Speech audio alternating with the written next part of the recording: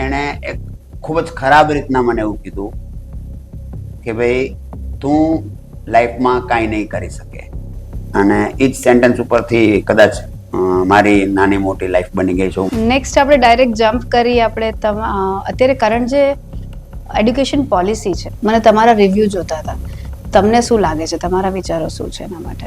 પેઢીઓ દર પેઢીઓથી આપણે ભણીએ છીએ કે ભાઈ સાયન્સ ને કોમર્સ ને હ્યુમાનિટી ને આ બધી વસ્તુઓ કદાચ નજીકના ભવિષ્યમાં એજ્યુકેશનમાંથી નીકળી બી જાય એવું મારું માનવું. જે આપણી ગુરુકુળ પદ્ધતિના જે સુવર્ણ હતો એ ભવિષ્યમાં પાછો આવે એવી પૂરેપૂરી શક્યતાઓ મને લાગે છે. એમાં લેસ દેન 50% સ્ટુડન્ટ્સ છે ગ્રેજ્યુએટ જે એમ્પ્લોયેબલ છે, તો એ વસ્તુ ચેન્જ કરશે.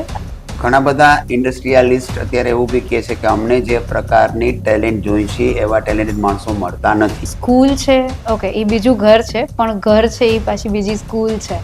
એટલે આપણે કહીએ ને કે બચ્ચાઓને એમ ના કહેવાય કે તું આ ના કર, એને કહેવાય કે હાલ આપણે આ કરીએ. હવે એવું કહી શકાશે કે જે લોકો ભવિષ્યના જે સ્ટુડન્ટ ભણવાના છે એ લોકો વધારે પડતું એ લોકોનું જે એજ્યુકેશન છે એ સબ્જેક્ટ ઓરિએન્ટેડ નહીં હોય, પણ એ લોકોની ટેલેન્ટ ઓરિએન્ટેડ હશે, સ્કિલ ઓરિએન્ટેડ હશે. એટલે કે જેવું એ લોકોનું એજ્યુકેશન પૂરું થશે એવું એ લોકોને કદાચ તાત્કાલિક either they may get a good job. I think પહેલાં એવું જ હતું ને કે તમને સવાલ પૂછતા આવડવો જોઈએ, જવાબ તો બધે જ છે, જેવી રીતની વાત છે. જો મને બિઝનેસ મારો પોતાનો કરવો છે તો હું પહેલાં એકવાર જોબ કરું તો આઈ થિંક મને મેનેજમેન્ટ સ્કિલ્સ ખબર પડશે. ટીચરે પોતે બી શીખતા રહેવું પડશે, ટીચરે પોતે બી ભણતા રહેવું પડશે.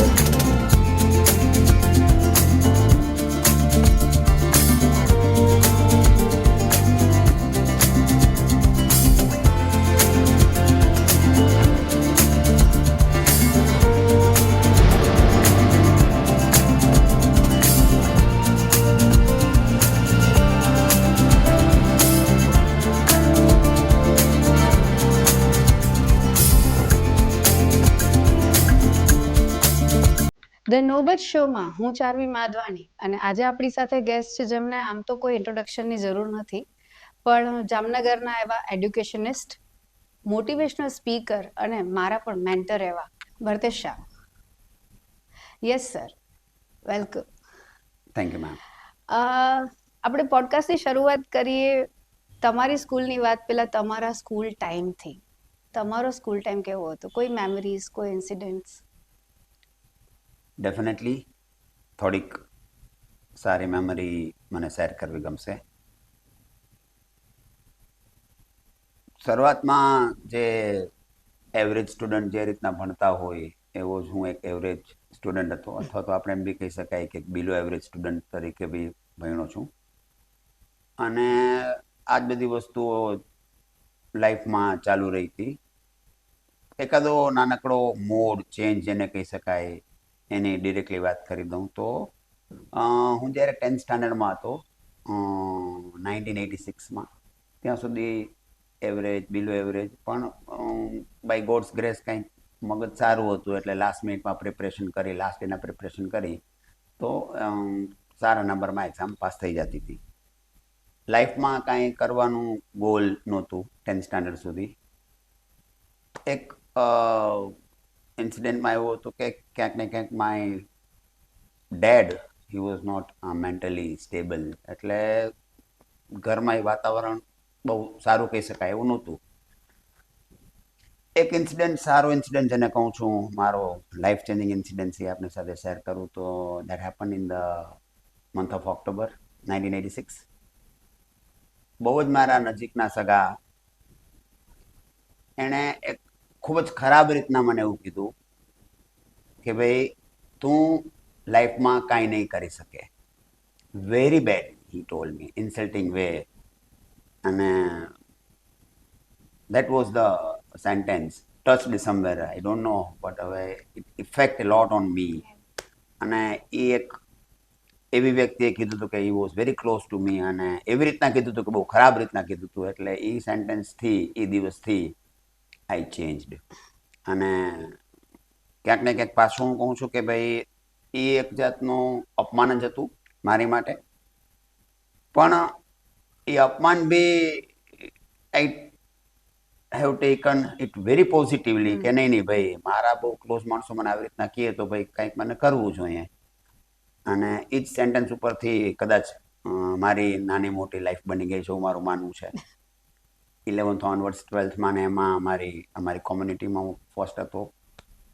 બીકોમમાં બી અમારી કોમ્યુનિટીમાં ફર્સ્ટ ક્લાસ ફર્સ્ટ આવ્યો. ને પછી તો ગાડી એકવાર ટ્રેક ઉપર ચડે પછી તો તમારે ગાડી ગેરમાં પડી જાય ને બહુ આગળ ભાગે. Gold medalist. એમકોમમાં I was the gold medalist. So that person જેણે મારું આવું એક વાક્ય કીધું તો અથવા તો જેણે મને ટકોર મારી હતી, I consider him as a god. ભગવાન ખાલી મંદિરમાં હોય છે, ડેફિનેટલી હું મંદિરમાં જે ભગવાન હોય છે એ લોકોને હું પૂજું જ છું, પણ દુનિયામાં ભગવાન તમારી આજુબાજુ હોય આપણને ગોતતા આવડવા જોઈએ. સાચી વાત છે, સાચી વાત છે. વાવ, વેરી ઇન્સ્પાયરિંગ. યસ, નેક્સ્ટ આપણે ડાયરેક્ટ જમ્પ કરી આપણે અત્યારે કરંટ જે એડ્યુકેશન પોલિસી છે એનઈપી, એના વિશે વાત કરીએ તો મને તમારા રિવ્યૂ જોતા હતા. તમને શું લાગે છે, તમારા વિચારો શું છે એના માટેના? એક રિવ્યૂ દેતા પહેલાં જ્યારે આપણી જૂની પુરાણી આપણી જે પદ્ધતિ હતી છે એના પર જરા આપણે વાત કરી લઈ કે જ્યારે જૂના વખતમાં ક્યારેક ને ક્યારેક આપણે બધાએ વાંચ્યું છે કે આપણે ગુરુ શિષ્યની જે આપણી જે પ્રણાલિકા હતી, ગુરુકુલ પદ્ધતિ હતી, અને મેં બી એવું વાંચ્યું છે ને હું ખરેખર એવું માનું છું કે એ કદાચ આપણો ઇન્ડિયાનો સુવર્ણ યુગ હતો જ્યારે ગુરુકુલ પદ્ધતિથી એજ્યુકેશન દેવાતું હતું ત્યારે. પછી ગમે એ થયું પણ બ્રિટિશરોએ આપણી એજ્યુકેશન પદ્ધતિને ધડમૂળથી બદલાવી નાખીને ઘણું બધું સારું નથી થયું, ખરાબ થયું હશે. પણ જે હમણાં તાજેતરમાં જે એનઈપી 2020 આવી છે, જેને આપણે થર્ડ એનઈપી કહીએ છીએ, એના પ્રત્યે થોડું જ્યાં સુધી મેં એમાં ઓબ્ઝર્વેશન અને થોડું ઘણું વાંચ્યું છે પ્રમાણે મને ઘણી બધી આશાઓ છે. ડેફિનેટલી સરકાર પોતે ઘણી બધી જગ્યાએ હવે સજાગ છે અને સરકારને બી એવું લાગે છે કે ભાઈ એજ્યુકેશનથી આપણે ઘણું બધું દેશમાં અને સમગ્ર દુનિયામાં સારું કરી શકાશે. એક બે ચેન્જીસની વાત કરું તો એનઈપી 2020 આવી છે. મને એવું લાગે છે, કદાચ આજે તો કે કદાચ બોલવું કદાચ થોડુંક વહેલું ગણાશે, પણ એવું લાગે છે કે એ આપણી શિક્ષણ પદ્ધતિમાં ધડમૂળથી ફેરફાર કરશે. બીજું કે ખાસ કરીને અત્યાર લગી જે સ્કોરનું દુનિયા હતી, માર્કશીટની દુનિયા હતી, એ દુનિયા હવે ટેલેન્ટની દુનિયા આવી જશે અને એ દુનિયા કદાચ હવે સ્કિલની દુનિયા આવી જશે એવું લાગે છે. એક વસ્તુ આવી 100% થશે કે જે પેઢીઓ દર પેઢીઓથી આપણે ભણીએ છીએ કે ભાઈ સાયન્સ ને કોમર્સ ને હ્યુમાનિટી ને આ બધી વસ્તુઓ કદાચ નજીકના ભવિષ્યમાં એજ્યુકેશનમાંથી નીકળી બી જાય એવું મારું માનવું છે. કે માણસો એમ નહીં કે હું સાયન્સ ભણું છું કે હું કોમર્સ ભણું છું. સ્ટુડન્ટ એમ કહેશે કે હું કેમિસ્ટ્રીએ ભણું છું, હું એકાઉન્ટે ભણું છું અને મ્યુઝિકે ભણું છું.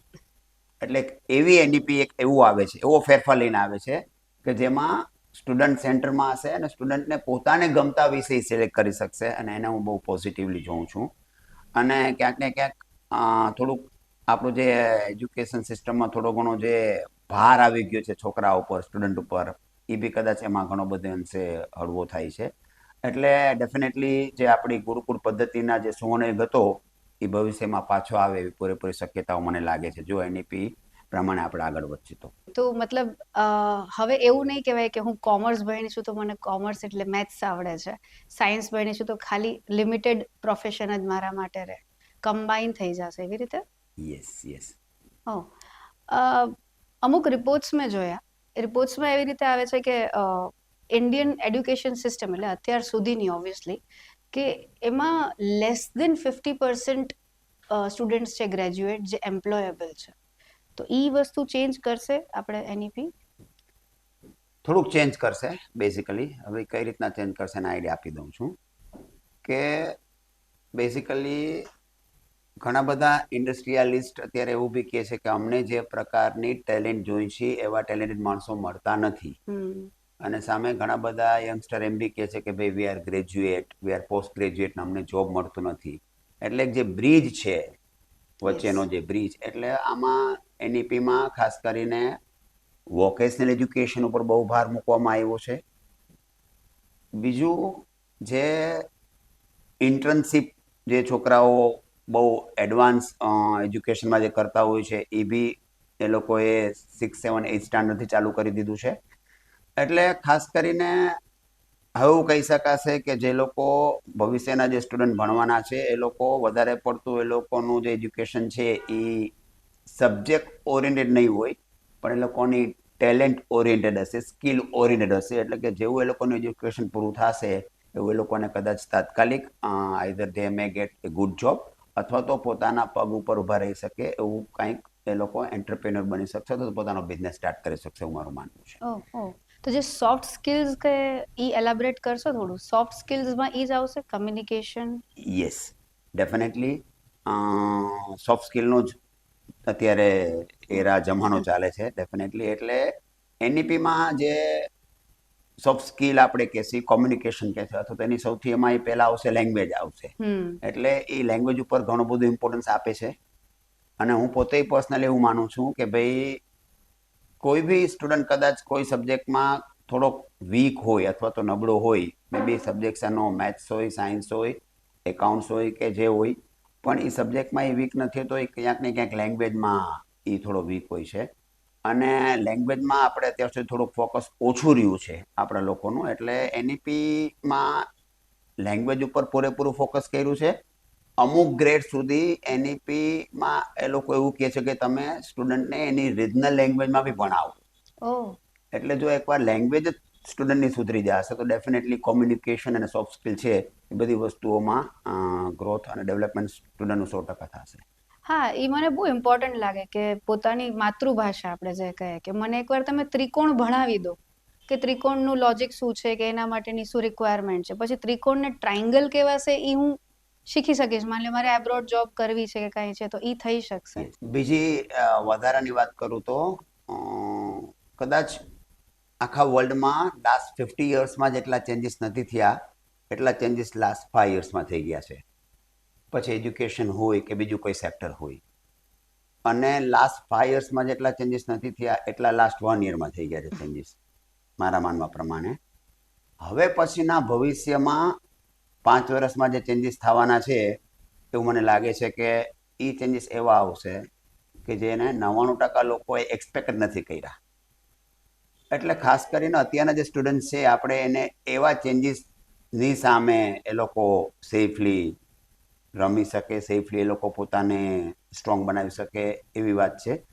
એટલે બેઝિકલી જે એનઈપી 2020ની વાત પાછી કરું છું. એનઈપી 2020 ક્યાંક ને ક્યાંક આની યારે એલાઇન થાય છે એવું મારું માનવું છે. સેકન્ડ વસ્તુ કદાચ આપણે એવું બી કહી શકાય કે જે સર્ટિફિકેટ માર્કશીટ્સ ઉપર અત્યાર લગી જે તમે જોબ કરતા હતા, જોબ મેળવતા હતા અથવા તો દુનિયા સર્ટિફિકેટ અને માર્કશીટ ઉપર હાલતી હતી, એ હવે સર્ટિફિકેટ અને માર્કશીટ ધીમે ધીમે એની વેલ્યુ ઘટી જશે. અને જે તમારી કોમ્યુનિકેશનની વાત છે, તમારી સ્કિલની વાત છે, તમારા ઇનોવેશનની વાત છે, આપની એક્સપર્ટાઇઝની વાત છે, એના ઉપર જ હવે પછીની દુનિયા હાલશે. અને બીજી વસ્તુ એ ખાસ કરીને થોડી વાર બી લાગશે. હું બહુ સ્ટ્રોંગલી કહું છું. શું કામ એવું લાગશે કે ભાઈ આપણે બધાને ખબર છે કે ભાઈ દુનિયાના ઘણા બધા દેશો ઘણી બધી વસ્તુ સારી કરે છે, ખૂબ જ સારી કરે છે ઇન્ડિયા કરતાં. એકાદ એક્ઝામ્પલ આપું તો માને કે ભાઈ ઓસ્ટ્રેલિયા જેવું દેશ હોય કે ન્યુઝીલેન્ડ જેવા દેશ હોય, એ લોકો આપણા કરતાં કદાચ એજ્યુકેશન હોય અથવા તો કદાચ ઇન્ફ્રા હોય અથવા તો બીજું કોઈ વસ્તુ એમાં આગળ હશે. પણ મારે સામે એ જોવું જોઈએ કે ઓસ્ટ્રેલિયાનું પોપ્યુલેશન છે એ કદાચ મારા માનવા પ્રમાણે 2.5 કરોડ જેટલું પોપ્યુલેશન છે. ન્યુઝીલેન્ડનું પોપ્યુલેશન છે એ કદાચ 50 lakhs જ પોપ્યુલેશન છે. એટલે એ લોકો જે કામ કરી શકે છે ઝડપથી, ઇન્ડિયામાં એ કામ એટલી ઝડપથી ન થાય. આપણે 140 કરોડ છીએ એટલે ઇન્ડિયામાં થોડી ઘણી વાર લાગશે જ. એટલે અત્યારના યંગસ્ટર જો બધા પોતાની જાતને અથવા તો આપણે ઓસ્ટ્રેલિયા ન્યુઝીલેન્ડ હારે કમ્પેર કરીએ તો એ કમ્પેર આપણે ન કરવું જોઈએ, કારણ કે આપણે 140 કરોડ છીએ. પણ ડેફિનેટલી 140 કરોડના પોતાના કંઈક પ્લસ પોઈન્ટ છે. એવા પ્લસ પોઈન્ટની સાથે આપણે આગળ જાશી તો આવતીકાલ તો ડેફિનેટલી ઇન્ડિયાની છે. અને જ્યારે આખા વર્લ્ડના મેક્સિમમ યંગસ્ટર ઇન્ડિયા પાસે છે અને જો એ લોકો સાચી દિશામાં આગળ વધે, અને પર્સનલી હું પોતે એવું માનું છું કે કોઈ બી ઘરમાં, કુટુંબમાં, સમાજમાં, કોમ્યુનિટીમાં કે દેશમાં જો કોઈ વસ્તુ સારી થશે તો એના માટે બી એજ્યુકેશન રિસ્પોન્સિબલ છે. અને જો કોઈ વસ્તુ ખરાબ થશે તો એના માટે બી એજ્યુકેશન જ રિસ્પોન્સિબલ છે. અને ખાસ કરીને હવેનું એજ્યુકેશન છે એને હું એક પોઝિટિવ જોઉં છું, અને ઇન્ડિયાનો પાછો દબદબો વધશે એવું મારું માનવું છે. અને આપણું એજ્યુકેશન સિસ્ટમ હવે ભવિષ્યમાં એક સારા આયામ તરફ પ્રયાણ કરશે એવું મારું માનવું છે.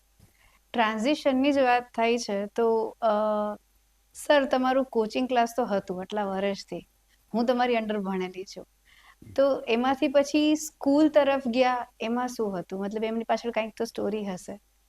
દરેક વસ્તુ પાછળ સ્ટોરી ક્યાંક ને ક્યાંક નાની મોટી હોય જ છે. એક નાનકડે ઇન્સિડન્ટ પાછો એવો છે કે ભાઈ હું જ્યારે સ્ટુડન્ટ હતો ત્યારે હું બી ક્યાંક ને ક્યાંક કોક પાસે કોચિંગ લેવા જતો હતો, અને એકાદ જગ્યાએ કોચિંગમાંથી મને બી કાઢી મૂકવામાં આવ્યો હતો કે ભાઈ ફીસ પહેલાં આપણે પેમેન્ટ દેવાનું થાય પછી ભણવાનું થાય. એટલે એ વસ્તુ ક્યાંક મને પાછી ટચ કરી ગઈ હતી કે ભાઈ જે લોકો ફીસ ભરી શકે છે ડેફિનેટલી એ લોકોને કોચિંગ મળવું જોઈએ, પણ કદાચ માન લે કે કોઈ સ્ટુડન્ટ અથવા તો માન લે કે સમાજના અમુક લોકો પાસે કદાચ થોડું ઘણું વહેલા મોડું થઈ જતું હોય તો એ લોકોને કોચિંગ ન મળે એવી સિસ્ટમમાં કદાચ હું થોડુંક ઓછું માનું છું. એટલે એવું હતું એક જમાનામાં કે when I was a student કે જો ભગવાન સાથ આપશે તો એજ્યુકેશનમાં કંઈક કરવું છે. એ જ ઇન્ટેન્શનથી જ કોચિંગ ક્લાસ ચાલુ કર્યો હતો, ને એ જ ઇન્ટેન્શન આગળ વધાર્યું છે, એનાથી જ સ્કૂલ ચાલુ કરી છે. અને એના માટે જ થઈને આજે કદાચ જામનગરની લગભગ શૈક્ષણિક સંસ્થાઓ 15-17 એજ્યુકેશનલ ઇન્સ્ટિટ્યૂટ સાથે હું જોડાયેલું છું. Interesting sir. આટલો બધો તમારો એક્સપિરિયન્સ છે ટીચિંગમાં, as a teacher, professor, coaching class, school, તો મારી પાસે ઘણા બધા ક્વેશ્ચન્સ છે રિલેટેડ ટુ સ્ટુડન્ટ્સ. તમે કઈ રીતે ડીલ કરો છો? અત્યારે જોવા જાય તો અટેન્શન સ્પેન, મતલબ એક ટાઈમે જે 40-45 મિનિટનો ક્લાસ હતો તો એ કોઈ રિસર્ચ બેઝ હતું કે 40-45 મિનિટ આપણે લોકો અટેન્શનથી ભણી શકીએ, જે હવે કદાચ કેટલું 10-15 સેકન્ડ થઈ ગયું કે એનાથી ઓછું. કોન્સન્ટ્રેશન ઘણું બધું ઘટી ગયું છે. કદાચ એકાદ મેં આર્ટિકલ એવો બી વાંચ્યો હતો કે ભાઈ હવે કોન્સન્ટ્રેશન છે એ કદાચ 8 જ સેકન્ડમાંથી ચેન્જ થઈ જાય છે. આવું કોક માણસોએ સાયન્ટિફિકલી કીધેલું છે. અને સામે એક વસ્તુ એ વધી છે કે અત્યારના જે યંગ સ્ટુડન્ટ છે એ લોકો સુપર ડુપર ટેલેન્ટેડ તો છે. ચાર્મીજી, મારે કદાચ એવું કહેવું જ પડે કે જે ટેલેન્ટ કદાચ આપણામાં એક એજ પછી આવતી હતી એ ટેલેન્ટ એ લોકોમાં અત્યારે કદાચ બહુ અર્લી એજમાં આવી જાય છે. હા, ક્યાંક ને ક્યાંક કોન્સન્ટ્રેશનમાં આપણે કામ કરવાનું છે, એ લોકોએ કામ કરવાનું છે, અથવા તો આપણે બધાએ મળીને કામ કરવાનું છે. જો અત્યારના સ્ટુડન્ટ્સ છે એ ટ્રેક ઉપર રહી ગયા તો ડેફિનેટલી જે કદાચ મેં કર્યું છે અથવા તો માન લે કે જે વડીલોએ કર્યું છે એના કરતાં એ લોકો 2-3-4 ગણું સારું કામ કરશે એવું મારું માનવું છે. હા, મતલબ ગ્લોબલાઇઝેશન, ઇન્ટરનેટ, આજે મને ઇન્ટરનેટ મારા 20s માં મળ્યું, એ લોકોને જન્મતાની સાથે ઇન્ટરનેટ મળ્યું છે, ડિવાઇસ મળ્યું છે, તો એ તો છે. પણ એનો યુઝ સારો થાય છે કે ખરાબ, એટલે યુઝ થાય છે કે મિસયુઝ થાય છે, એ પાછું એક થિન લાઈન છે ને, મતલબ એક બહુ નાની લાઈન છે કે કેમ નક્કી કરવું આપણે. જેમ કે એઆઈ આવી ગયું હવે, તો એઆઈથી હોમવર્ક થઈ શકે છે, અને ખાલી હોમવર્ક કે અસાઇનમેન્ટ્સ નહીં, પણ મને લાગે છે જે કો કરિક્યુલર એક્ટિવિટીઝ છે, તો એમાં પણ માની લો કે તમારે એસેમ્બલીમાં કોઈ ઇવેન્ટ કરવી છે, નાટક કરવા છે, તો સ્ક્રિપ્ટ છે, આવી ઘણી બધી વસ્તુમાં એઆઈ યુઝ થતું હશે હવે. તો એનો યુઝેજનો કંટ્રોલ કઈ રીતે રાખવો? તો બીઇંગ ટીચર તમે કઈ રીતે મેનેજ કરતા હો છો? ડેફિનેટલી જે આપની વાત છે એઆઈની વાત છે અથવા તો સોશિયલ મીડિયાની વાત છે, એમાં મારી સાથે દુનિયાના કેટલા લોકો એગ્રી થશે એ મને ખબર નથી, પણ હું 2-3 વસ્તુમાં સાવ ક્લિયર છું. નંબર 1 કે જ્યારે તમારો સ્ટડી ટાઈમ હોય, સ્ટડી ટાઈમ મતલબ કે ભાઈ કદાચ ક્લાસરૂમની અંદર જ્યારે લેક્ચર ચાલે છે, કોલેજોમાં જ્યારે લેક્ચર ચાલે છે ત્યારે, અથવા તો જે છોકરો જ્યારે પોતાના સ્ટડી ટેબલ ઉપર ભણે છે ત્યારે એ ડિવાઇસ, એટલે હું વાત કરું છું મોબાઈલની, એ મોબાઈલ છે એનાથી 100% દૂર રાખવો જોઈએ એવું મારું માનવું છે. સ્કૂલ કોલેજોએ કદાચ ત્યારે સ્ટડી ટાઈમમાં એને મોબાઈલ ન આપવો જોઈએ, સારી રીતના ના આપો, અથવા તો કોઈ કાયદો બનાવીને તમે ના આપો તો જ એનું કોન્સન્ટ્રેશન વધશે, એ પહેલું મારું માનવું છે. બીજું વાત છે જે માન લે કે ભાઈ સોશિયલ મીડિયાની વાત છે. સોશિયલ મીડિયામાં એક હિસ્ટોરિકલ ચેન્જ ઓસ્ટ્રેલિયા નામની કન્ટ્રીએ કર્યો છે. એ લોકોએ પોતાની કન્ટ્રીના 16 યર્સથી નીચેની જેની એજ છે, ટીન એજથી નીચેની એજ છે, એ બધા ઉપર સોશિયલ મીડિયામાં એ લોકોને બેન મૂક્યો છે કે તમારી એજ તમારી 16 વર્ષથી ઓછી હોય તો તમે સોશિયલ મીડિયા યુઝ નહીં કરી શકો. આવું ઓસ્ટ્રેલિયાએ દુનિયાનો પહેલો દેશ છે કે જેણે આવું કર્યું છે, અને આઈ સ્ટ્રોંગલી ફેવર ધેટ. ઇન્ડિયામાં બી આવું 100% કરવાની જરૂર છે કે એક એજ સુધી તમારે એના ઉપર કોઈને કોઈ પ્રતિબંધ મૂકવો જ જોઈએ. હા, પછી તમે એને છૂટછાટ આપો સોશિયલ મીડિયા પૂરતું. ત્રીજી વાત છે એઆઈની વાત છે, અથવા તો માની લે કે ચેટ જીપીટીની વાત હોય. ડેફિનેટલી ટેકનોલોજી બહુ જ આગળ વધી ગઈ છે અને અત્યારના છોકરાઓએ ટેકનોલોજી શીખવી જ પડશે. સ્ટુડન્ટે નહીં, હું તો એમ બી કહું છું કે જે લોકો મેન્ટર્સ છે, જે લોકો ટીચર્સ છે, જે લોકો પ્રોફેસર છે, જે લોકો કદાચ મેનેજમેન્ટ બી સંભાળે છે, એ બધાએ શીખવું જ પડશે. તમે ટેકનોલોજીનો ઉપયોગ કરો ત્યારે ડેફિનેટલી એ ટેકનોલોજીનો ઉપયોગ તમે તમારું માઇન્ડ 360 ડિગ્રી ખુલ્લું રાખીને કરો. તમે વાત કરી કે ભાઈ કદાચ હોમવર્ક માટે કે કોઈ એક્ટિવિટી માટે ટેકનોલોજીની હેલ્પ લઈ શકાય છે, 100% લઈ શકાય છે, પણ સાવ એની પાછળ આંધળું અનુકરણ કરવાની જગ્યાએ જો તમને એઆઈ તમને શું કહે છે, ચેટ જીપીટી તમને શું કહે છે, ગૂગલ તમને શું કહે છે, પણ તમારું મગજ ખુલ્લું રાખીને પછી તમે એનું ઇમ્પ્લિમેન્ટ કરો. એમાં જ એક નાનકડી વાત એડ કરવા માંગીશ કે એક જમાનો એવો હતો કે જ્યારે દુનિયા જવાબ ઉપર હાલતી હતી. દુનિયા જવાબ ઉપર હાલતી કે જેની પાસે જવાબ હોય, પછી કદાચ ટીચિંગ હોય, તમારો બિઝનેસ હોય, તમારા ક્વેશ્ચન હોય, તમારી લાઈફના પર્સનલ પ્રોબ્લેમ હોય, જે એનું સોલ્યુશન કાઢી દે, જે એના જવાબ આપી દે, દુનિયાની સામે ઝૂકતી હતી. હવે દુનિયા પાછું, મારું માનવું છે કે પાછું બદલી જશે દુનિયા. દુનિયા હવે આન્સરમાંથી ક્વેશ્ચનમાં આવી જશે એવું પાછું મારું માનવું છે. આન્સર બધે છે. તો ફોર એક્ઝામ્પલ પાછી મારી સ્કૂલ કોલેજની વાત કરું તો ક્વેશ્ચનના આન્સર છે એ ટીચર પાસે છે, ક્વેશ્ચનના આન્સર ટેક્સ્ટબુકમાં છે, ક્વેશ્ચનના આન્સર છે એ ગૂગલમાં છે, ક્વેશ્ચનના આન્સર છે ચેટ જીપીટી પાસે છે. એ જ રીતના કે જ્યારે માની લે કે ભાઈ તમને રિયલ લાઈફમાં કોઈ માની લે કે પ્રોબ્લેમ્સ થાય તો તમને આન્સર દેવાવાળા, સલાહ દેવાવાળા માણસો ઘણા બધા છે. હવેની દુનિયા છે એ હું સ્ટ્રોંગલી કહું છું, હવે પછીની દુનિયા છે એ ક્વેશ્ચનની દુનિયા છે. જે માણસને ક્વેશ્ચન સારો પૂછતા આવડી ગયો ને, નેક્સ્ટ દુનિયા એની છે. જો તમે ચેટ જીપીટીમાં એ સારો પ્રોમ્પ્ટ નાખી દેશો તમને બેસ્ટ આન્સર મળશે, રિઝલ્ટ મળશે. જો તમારો પ્રોમ્પ્ટ ખોટો આવી ગયો તો તમને આન્સર એવો જ મળશે.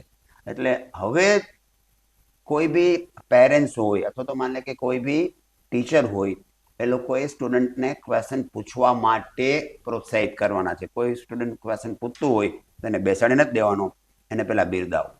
કારણ કે હવે પછીની દુનિયા છે એ ક્વેશ્ચનની જ છે, આન્સરની દુનિયા નથી, એવું મારું પર્સનલ માનવું છે. ઓહ, ઇન્ટરેસ્ટિંગ. આઈ થિંક પહેલા એવું જ હતું ને કે તમને સવાલ પૂછતા આવડવો જોઈએ, જવાબ તો બધે જ છે, જેવી રીતની વાત છે. તો હવે એવું કહી શકાય કે ગોખણપટ્ટીનો ટાઈમ જવા માંડ્યો?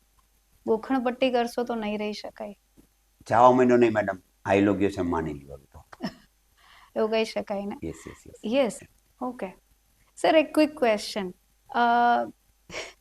પિક્ચર નાયક જે હતું એવી રીતે તમને ઇન્ડિયાના કોઈ એડ્યુકેશન મિનિસ્ટર કે વન ડે માટે, એક દિવસ માટે કોઈ તમને બધી અલ્ટિમેટ સત્તા આપવામાં આવે તો 3 એવા ચેન્જીસ જે તમે ઇમિડિયેટ કરવા માંગશો?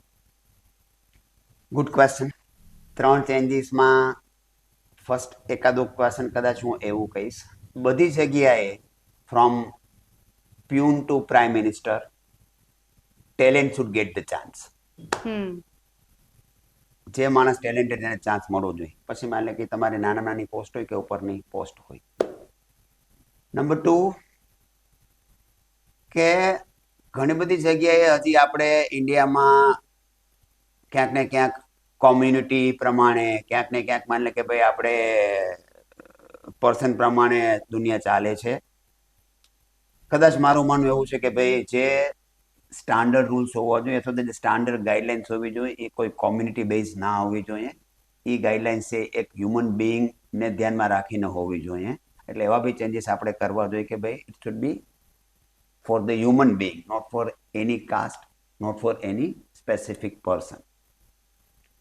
ત્રીજી નાનકડી વાત એ કરું છું, ખાસ કરીને ઇન્ડિયા જેવો કન્ટ્રી કે જ્યાં 140 કરોડ ઉપરાંતનું પોપ્યુલેશન છે, એટલે ઘણી બધી જગ્યાએ ઘણા બધા પ્રોબ્લેમ્સ છે અને ઘણી બધી જગ્યાએ ઘણી બધી સમસ્યાઓ હશે, હું પોતે એવું માનું છું, પણ ક્યાંક ને ક્યાંક હજી આપણા બ્લડમાં, મારા બ્લડમાં કદાચ એવું છે કે ભાઈ હું સરકાર પાસે અપેક્ષાઓ રાખું છું કે ભાઈ આમાં સરકાર કાંઈ નથી કરતી અથવા લોકોએ કરવું જોઈએ, તો હું સ્ટ્રોંગલી કદાચ હું એવું કહીશ ભાઈ કે ભાઈ જે તે માણસે પહેલા પ્રયત્ન કરવો જોઈએ કે સરકાર તમારી માટે શું કરે છે, તમારો સમાજ તમારી માટે શું કરે છે, તમારા વડીલો તમારા માટે શું કરે છે, જગ્યાએ ભાઈ everybody should start from there own self, કે જેટલું આપણાથી થાય છે એટલું આપણાથી પહેલા શરૂ કરી દો.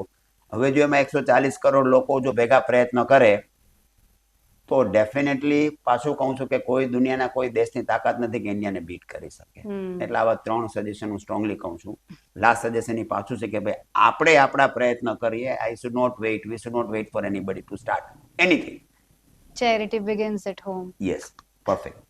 કે આપણે આપણા શરૂઆત કરીએ કે આપણા ઘરેથી આપણે શું કરી શકીએ છીએ.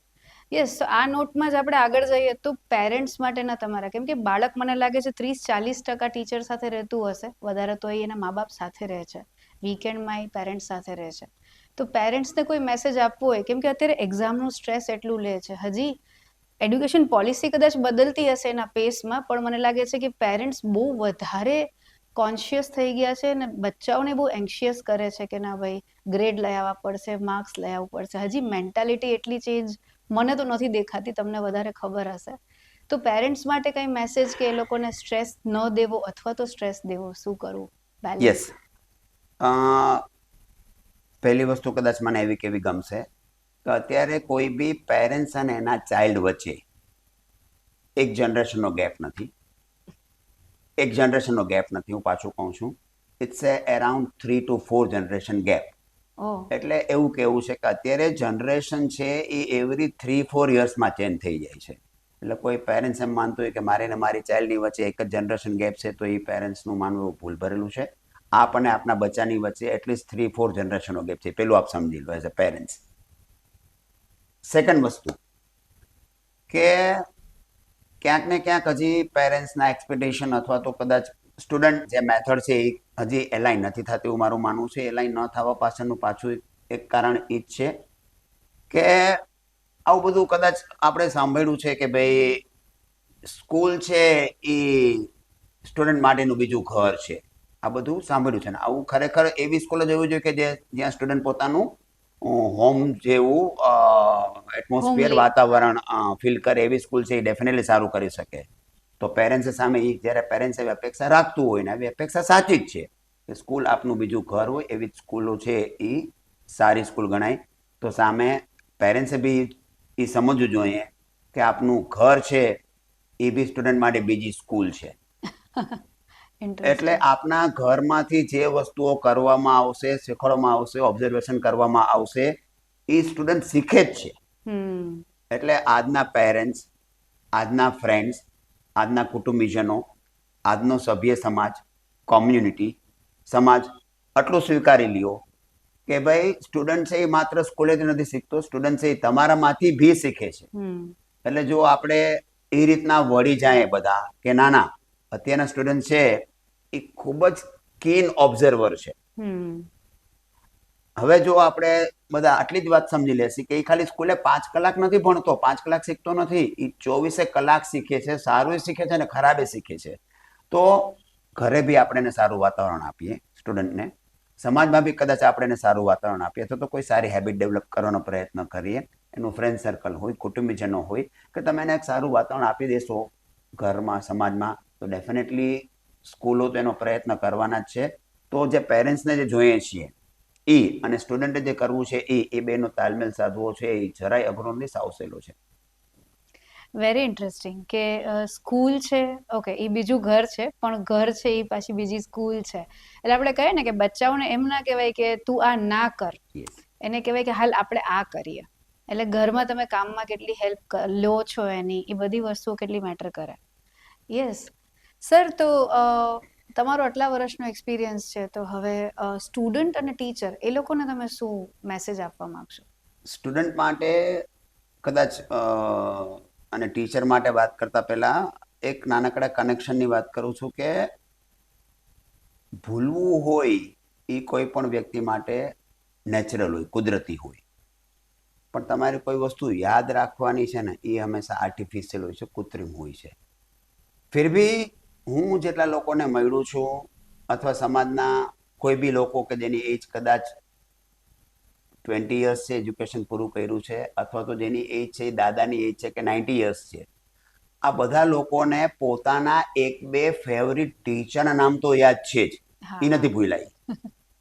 તો એના પરથી આપણે એવું નક્કી કરી શકાય કે ભાઈ ટીચરનો રોલ છે એ સ્ટુડન્ટની લાઈફમાં કેટલો ઇમ્પોર્ટન્ટ છે. માણસ ઘણું બધું ભૂલી જાય છે. હું પાછી મારે રિપીટ કરું છું, પણ 90 વર્ષની વ્યક્તિને આપણે પૂછશી તો એમ કહેશે કે ના, મને મારા ટીચરનું નામ, મને મારા શિક્ષકનું નામ, મને મારા ગુરુનું નામ યાદ છે. It's a bond between student અને ટીચર. તો પહેલા તો સ્ટુડન્ટ અને ટીચરે એ જાણી લેવું જોઈએ, અથવા તો એવું બધું માની લેવું છે, અથવા આપણે સ્વીકારી લેવું. It's a very good bond કે ભાઈ ટીચર જે રીતના ભણાવે, જે પ્રમાણે વ્યવહાર કરે, જે પ્રમાણે વર્તન કરે, સ્ટુડન્ટ જે પ્રમાણે ભણવાના છે, જે પ્રકારે માને કે એ શીખવાના છે, એ બેનો બોન્ડ છે, એ બેનો સંબંધ છે, એ થોડોક અલૌકિક છે, અનોખો છે, એવું પહેલા આપણે માનવું છે. અને હું ચોક્કસ એવું માનું છું.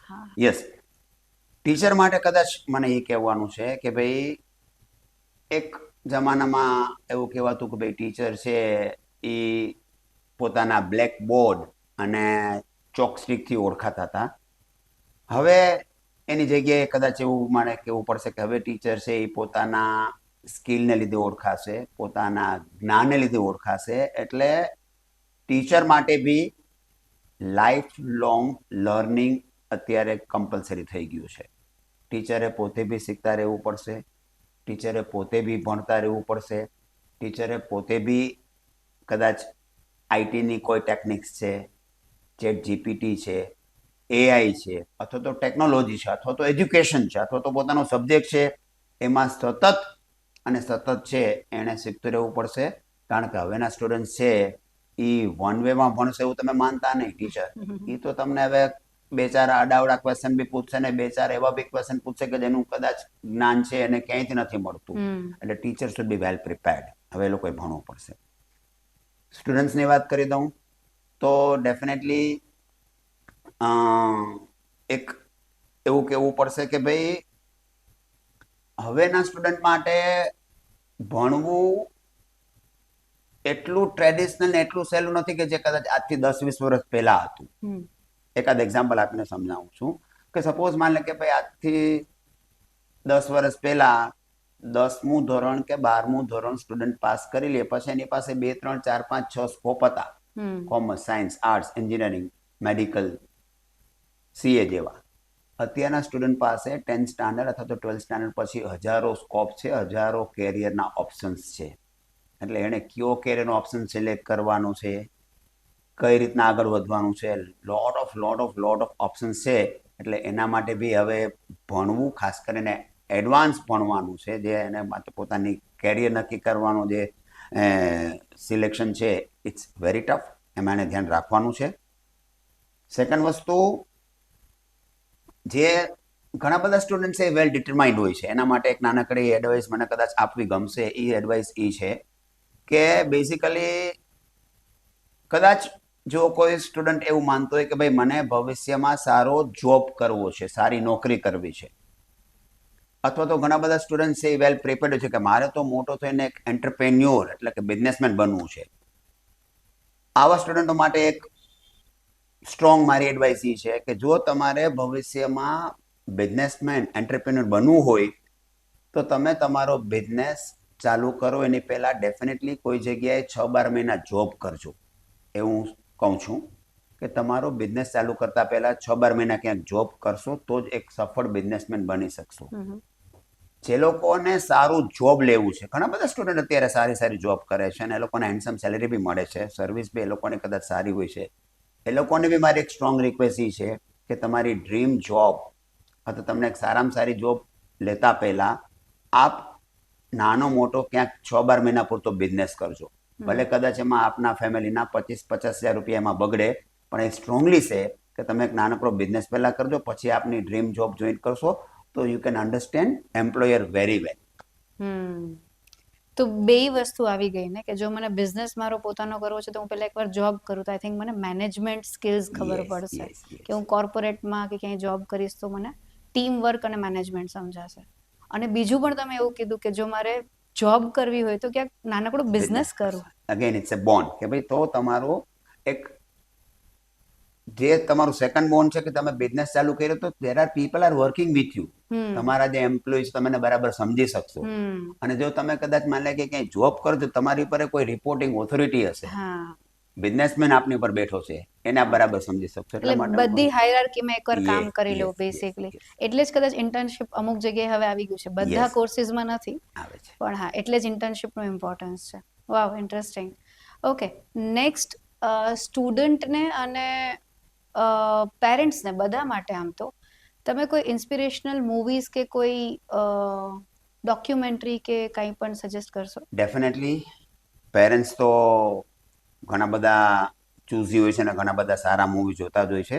સ્ટુડન્ટ્સ પૂરતું કદાચ મને કેવું ગમશે કે ભાઈ કોઈ બહુ ઇમોશનલ ટાઈપના મૂવીઝ અથવા તો ભાઈ કોઈ લવ સ્ટોરી વાળા મૂવીઝ અથવા તો કોઈ ફાઇટિંગ વાળા મૂવીઝ કરતા તમે કોઈ કોમેડી ટાઈપના મૂવી જો. સ્પેસિફિક કદાચ એક બે મૂવીના નામ બોલું કે જેમાંથી સ્ટુડન્ટ કંઈ શીખી શકે તો કદાચ સ્કૂલ ગોઈંગ સ્ટુડન્ટ્સ હોય તો એ લોકોએ ડેફિનેટલી 3 ઇડિયટ્સ, 12th ફેલ એવા મૂવી જોવા એકાદ વાર એવું મારું માનવું છે. અને તમે કદાચ કોલેજ લેવલના સ્ટુડન્ટ્સ છો તો કદાચ આપને ગુરુ નામનું એક મૂવી હતું એવા મૂવી બી જોવા કે જે લોકો કદાચ એ મૂવી એવા છે કે જે કદાચ તમને લાઈફમાં બે સ્ટેપ આગળ મૂકી શકશે. ગુરુ મૂવી મેનેજમેન્ટ માટે કે ઝીરો થી કેવી રીતે સ્ટાર્ટ કરી શકાય. સર તમને લાગે છે બુક્સ અત્યારે ઓછું થઈ ગયું છે વાંચવાનું, વાંચન ઓછું થઈ ગયું છે ઇન જનરલ? થોડુંક ઓછું થઈ ગયું છે અને ગુજરાતી શું એ મને ગમે છે. ગુજરાતીના પોતાના ઘણા બધા પ્લસ પોઈન્ટ છે પણ કદાચ મારું પર્સનલ એવું માનવું છે કે ભાઈ ગુજરાતી લોકો થોડાક વાંચવામાં ઓછા હોય છે. આપણે થોડાક ઓછું વાંચતા હોઈએ છીએ. એના ઉપર જરા થોડીક વાત કરું તો ખાલી સ્ટુડન્ટ નહીં પણ પેરેન્ટ્સે અને કદાચ સમાજના એક સામાન્ય માણસે બી નાની મોટી વસ્તુઓ વાંચવી જોઈએ. પછી તમે કદાચ કોઈ સારી બુક વાંચો, ન્યૂઝપેપર વાંચો, મેગેઝિન વાંચો અથવા તો XYZ વાંચો પણ ક્યાંક ને ક્યાંક તમારું 5-10 મિનિટનું મિનિમમ ક્યાંક ને ક્યાંક નાનું મોટું વાંચન હોવું જોઈએ મારું માનવું છે. અને ક્યાંક એવું બની શકે કે ભાઈ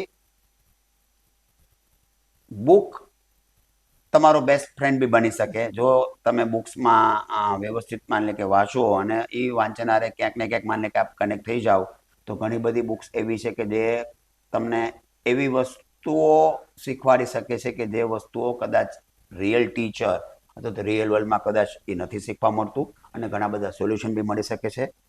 સ્ટુડન્ટ માટે અથવા તો સામાન્ય માણસ માટે મને એવું લાગે છે કે ભાઈ આપણો ઇન્ડિયન જે ફ્રીડમની જે આખી હિસ્ટ્રી છે, આપણી જે સ્વતંત્રની આખી જે આપણો ઇતિહાસ છે એ એઝ એ ઇન્ડિયન માણસોએ થોડો ઘણો એકવાર વાંચવું જોઈએ. સ્ટુડન્ટે બી વાંચવું જોઈએ ને આપણે બી વાંચવું જોઈએ મારું માનવું છે.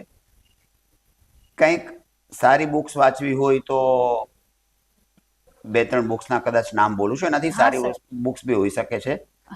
એકાદ બુક ઇકીગાઈ બુક છે, એક rich dead poor dead book છે, હુ મૂડ માય ચીઝ આ બી બુક છે કે જે સારી બુક છે. ને એ બુક સ્કૂલ ગોઈંગ સ્ટુડન્ટ છે કે કોલેજ ગોઈંગ સ્ટુડન્ટ છે કદાચ વાંચશે તો એમાં ઘણી બધી વસ્તુઓ એ લોકોને રિયલ લાઈફમાં કામ લાગે એવી ઘણી બધી વસ્તુઓ એમાં આપેલી છે.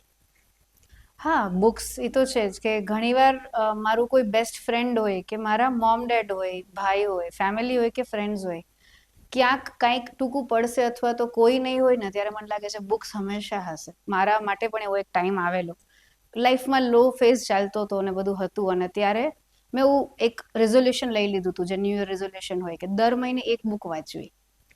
તો એ વર્ષમાં મેં 12 બુક વાંચી અને એમાં મેં ફિક્સ રાખ્યું કે હું 6 ગુજરાતી ને 6 ઇંગ્લિશ એટલે એકાત્રા કર્યું કે જાન્યુઆરીમાં મેં ઇંગ્લિશ વાંચી, ફેબ્રુઆરીમાં ગુજરાતી વાંચી અને એ અત્યાર સુધીનો તો કહી શકાય મારા માટે બેસ્ટ ટાઈમ હતો.